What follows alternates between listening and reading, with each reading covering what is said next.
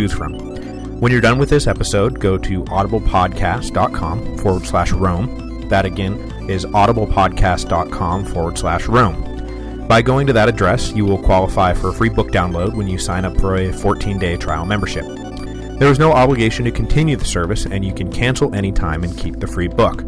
You can also keep going with one of the monthly subscription options and get great deals on all future book purchases. This week, I'm going to branch out from Roman history and recommend picking up the classic March of Folly by Barbara Tuchman, which is an excellent investigation of how governments often act against their own self-interest, starting by trying to answer the age-old question of why did the Trojans bring that giant horse into their city. Just remember to go to audiblepodcast.com/Rome so they know who sent you.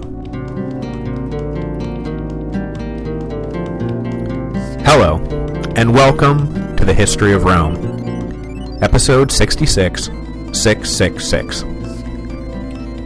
At the end of last week's episode, I hinted that today we would be getting into the Great Jewish Revolt, which erupted in Judea in 66 AD and led to the destruction of Jerusalem in 70 AD.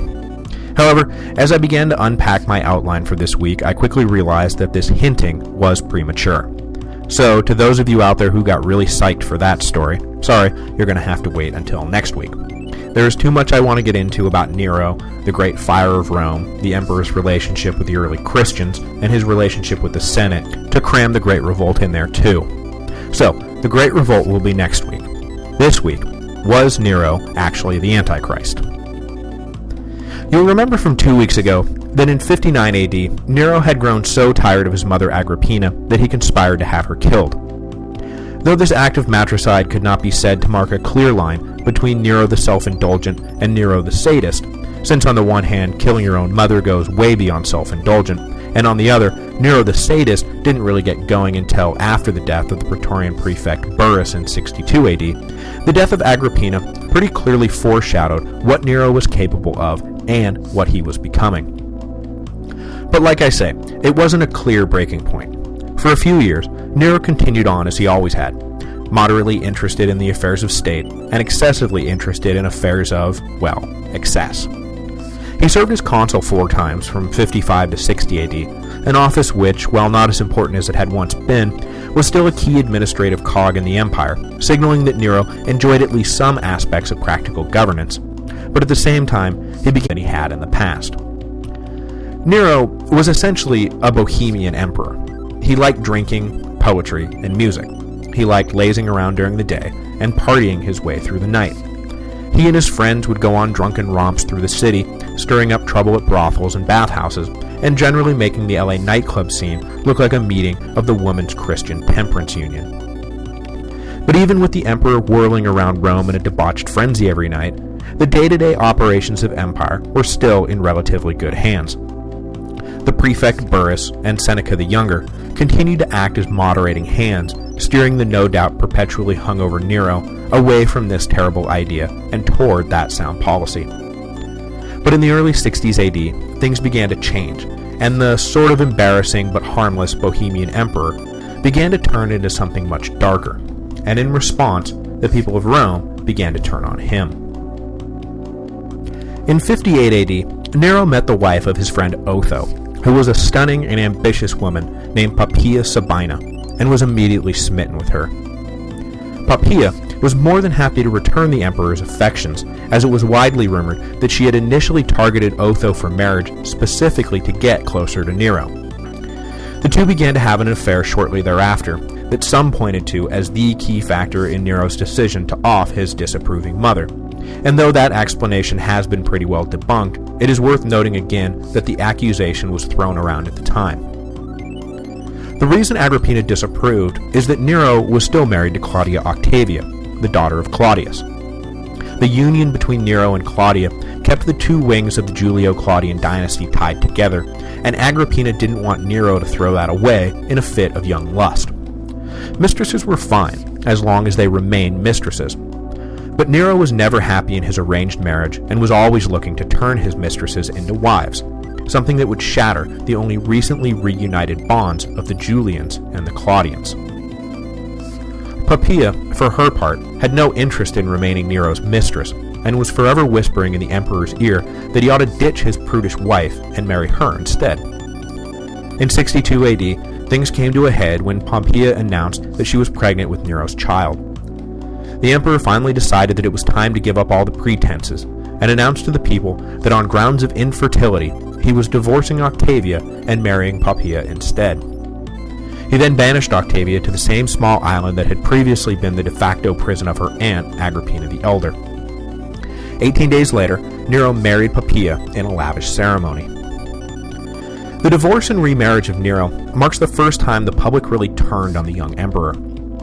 Up until now, he had been riding his Julian blood and generous social programs right into the hearts of the masses. But the people seemed to take the betrayal of Octavia personally. Well liked for her noble demeanor, they couldn't understand why Nero was suddenly dumping this fine Roman woman who they were all proud to call their empress. And who was taking her place? Some harlot adulterer? No, they weren't happy about this at all. It got so bad that people began carrying statues of Octavia through the streets, demanding that she be recalled from exile. Nero, spooked by the sudden demonstrations, nearly caved in, but Poppaea convinced him to do the other thing. The thing where, sorry, Octavia is dead, so as much as I'd like to, there's no one really left to recall. Imperial agents staged the murder of Octavia to make it look like a suicide, but no one was buying it.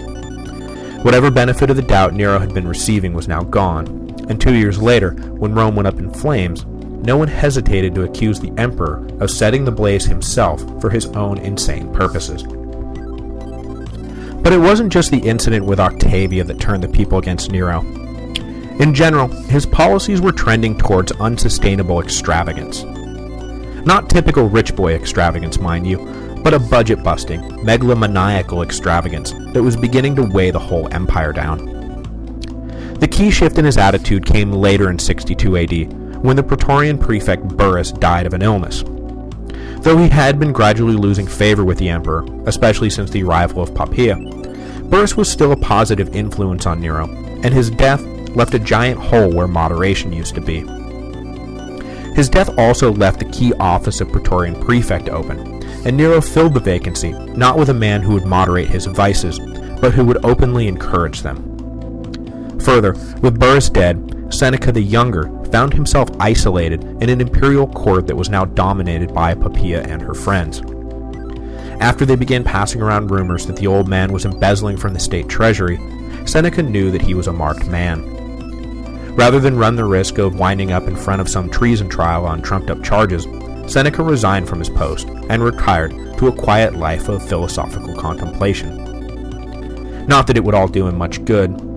Recognizing that his young charge was becoming a massive liability for the empire, Seneca would get caught up in the Pisonian conspiracy and then be exposed along with everyone else when the plot was betrayed in 65 AD, all of which I'll get to in a moment. The man who replaced Burrus as prefect was Gaius Auphonius Tigellinus, and it can be justifiably said that the downfall of Nero coincides neatly with the rise of Tigellinus.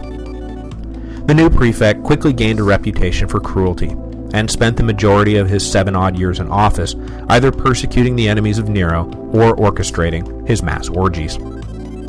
As I just said, where Burrus had acted to keep Nero in check, Tigellinus actively encouraged the emperor to indulge himself without reservation or hesitation. The combined influence of Poppaea and the new Praetorian prefect unhinged Nero completely from his superego, and sent him down a path that eventually led to him committing suicide after being declared an enemy of the state in 68 AD. So remember, kids, the superego may be a joyless old stick in the mud, but it's there for a reason.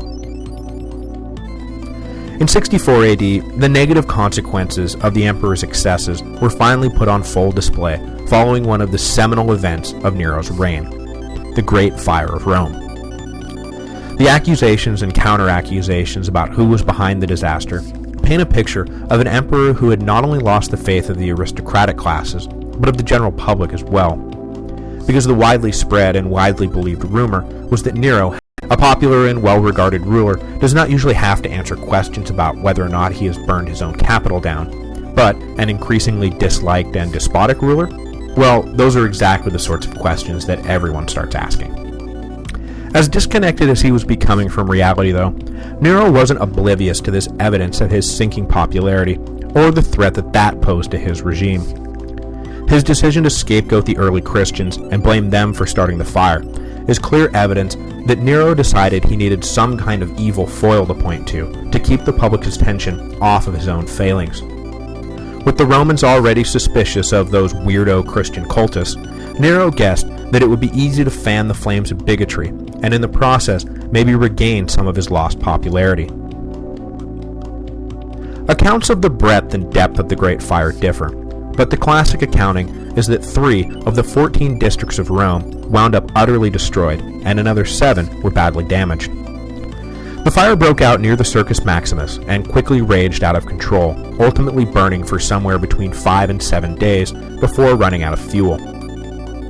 In addition to the countless homes and businesses that were destroyed in the blaze, portions of the imperial palace were consumed, along with the hearth of the Vestal Virgins and the temple of the Jupiter Stator, which legend had it had been founded by Romulus himself after the Romans' first successful battle with the Sabines. The fire was devastating, and in its aftermath, the displaced victims, families who had lost everything, naturally wanted to know what had happened, why it had happened, and how it had happened. But there was no clear cause, and in the absence of a plausible explanation, rumors began to fly that perhaps Nero was behind the whole thing. It had long been known that the emperor dreamed of building a massive palace complex in the heart of the city, so wasn't it obvious that Nero had sent his agents, led by that damn Tigellinus, to start the fire in order to clear out the existing buildings that were in the way of his opulent vision? Reports began to crop up that while the fire raged, a joyful Nero had plucked at his prized lyre while watching the city go down in flames. In fact, wasn't it true that setting the fire hadn't even been about building his golden palace? Wasn't it just that Nero desired a magnificent backdrop for some new performance, and that in the midst of the blaze he had dressed in a costume and sung the Sack of Ilium for him and his monstrous friends? Wasn't it true that Nero had fiddled while Rome burned? So turn to the rumor mill. But were any of these rumors actually true? I tend to follow Tacitus on this because, as biased as he is against Nero, he's usually reliable with his facts, and he reports that Nero wasn't even in Rome at the time, and when news that the city was on fire reached him, that he rushed back and immediately spearheaded a relief effort, housing refugees in the standing portions of the palace, and arranging for food and water to be dispersed to victims throughout the city. Once the immediate emergency had passed, Nero then began a reconstruction effort that led to some pretty major revisions to the fire code and a rationalization of the organic mess that had been the urban plan of Rome. But for all these good works, Nero still managed to come off as the leading candidate for having set the fire, because in the aftermath, he did indeed set to work on building his golden palace, a complex of opulent buildings that eventually covered somewhere between 100 and 300 acres of prime downtown real estate.